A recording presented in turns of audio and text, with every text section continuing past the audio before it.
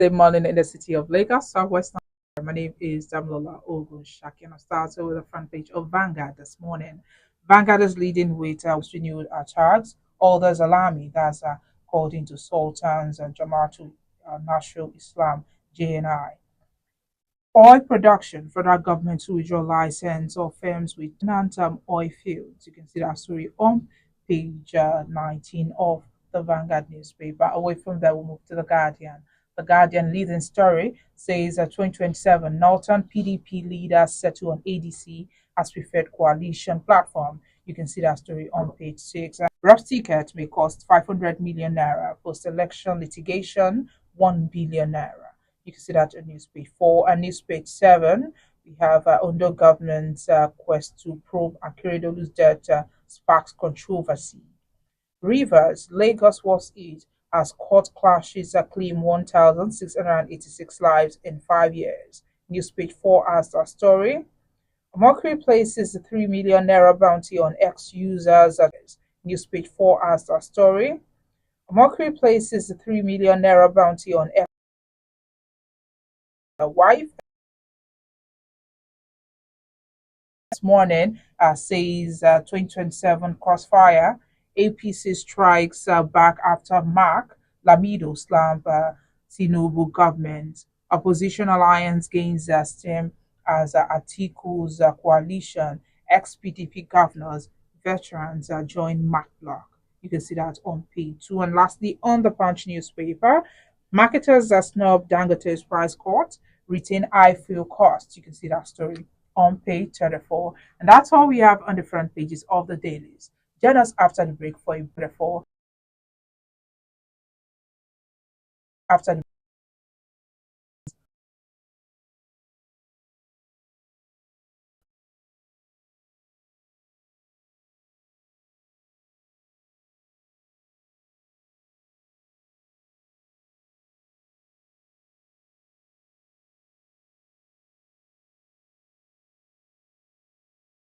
Welcome back. If you're just joining me, this is today the news of Bangor Live. My name is Damola Okushaki, and joining me to analyze some of the stories on the front pages this morning is Mr. Gbero Olajubi, the Executive Director of Emergency and Risk Alert. Good morning, Mr. Gbero.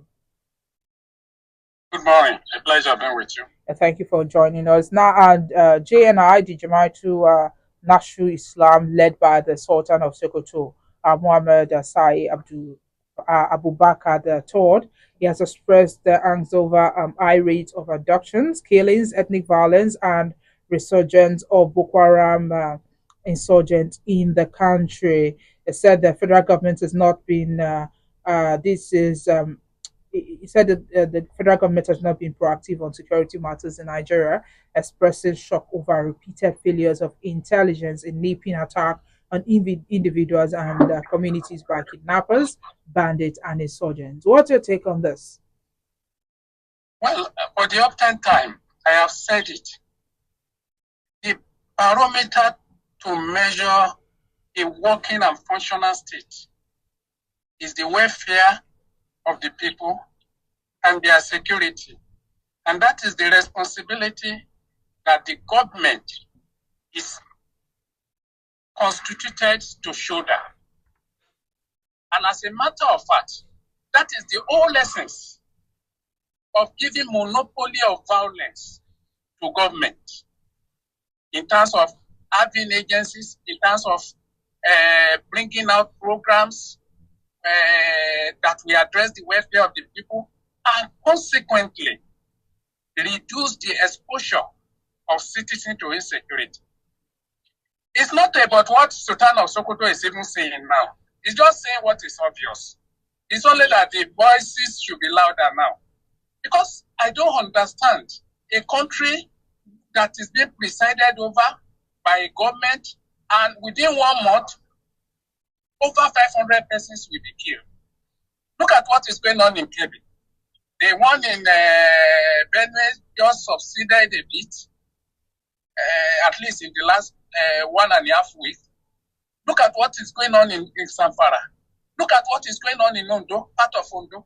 Look at what is going on in Enugu, villages around Enugu and everything.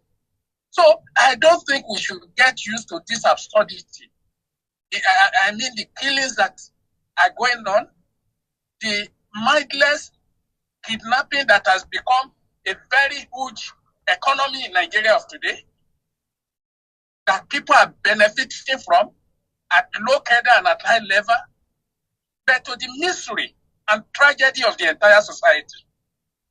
And that is the more reason we should have a president that sits at home to solve problems, rather than gallivanting about as if everything is home, is well at home.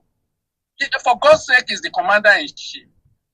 And upon his shoulder rests the weight of provision of the Constitution of Nigeria. And he's sworn to ensure the welfare of the people and ensure the security of the people. So Nigeria, as it stands today, it has become a sort of killing field,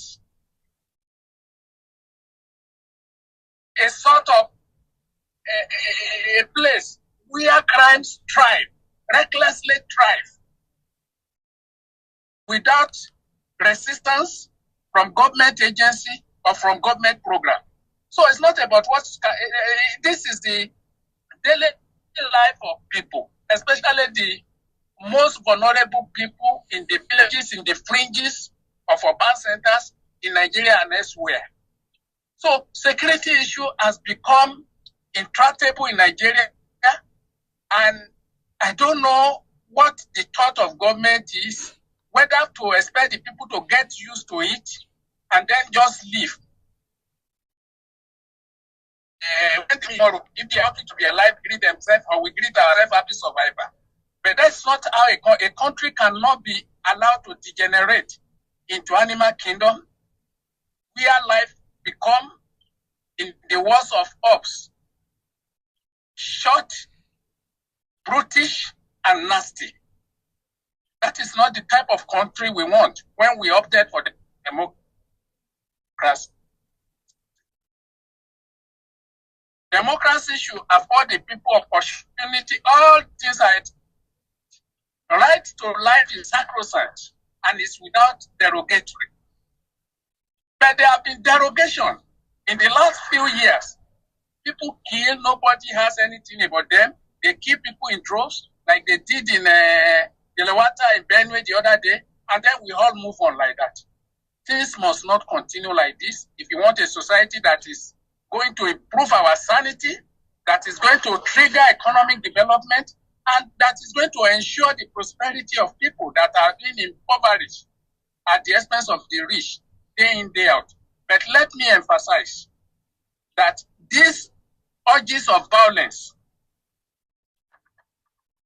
they are coming from, one, corrupt activities that is going on, corruption that has made people to be unequal when it comes to access to opportunities, access to the resources of government and the resources of the country. They are coming from the so-called political leaders that continue to blow embers of violence and crisis.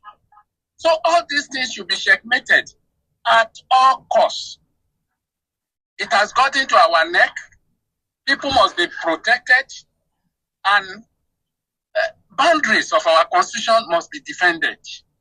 We can't have ungoverned space or spaces across the country where people are mindlessly killed, where they are ruthlessly kidnapped, tortured, and in most cases, we have to pay a ransom. So one of the the fastest growing economy now is the economy of kidnap.